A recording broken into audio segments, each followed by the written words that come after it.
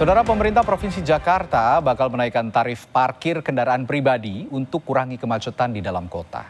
Tidak hanya itu, warga juga diminta beralih ke angkutan umum.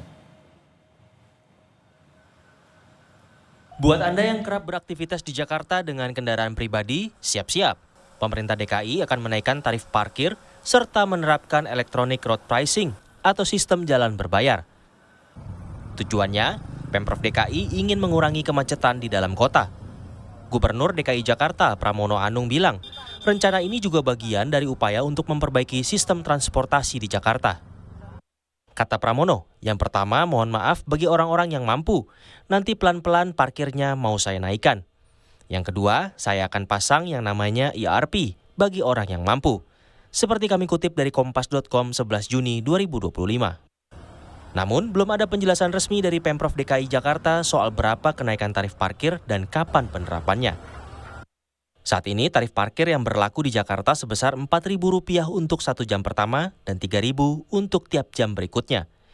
Namun untuk kendaraan yang belum atau tidak lolos uji emisi, tarif lebih tinggi, yakni Rp7.500 per jam. Namun yang perlu diperhatikan Pemprov DKI, kebijakan tarif parkir tinggi harus diimbangi dengan penyediaan layanan transportasi publik yang lebih memadai, efisien, dan nyaman. Hal ini penting agar masyarakat tertarik beralih ke angkutan umum, ketimbang mengandalkan kendaraan pribadi. Iya, kerjaan transportasinya harus ditambah juga. Nah, cuman kan transportasi yang tersedia kan selama ini baru namanya Trans Jabotabek, nanti rencananya baru Transjakarta kan. Sementara Transjakarta itu hanya ada di yang istilahnya terpenuhi tepat on time itu kan hanya di kategori daerah-daerah yang ini pusat-pusat kota atau pusat bisnis kan. Kita sih berharap memang semuanya itu, jadi nggak ada lagi orang naik motor, nggak udah ada lagi naik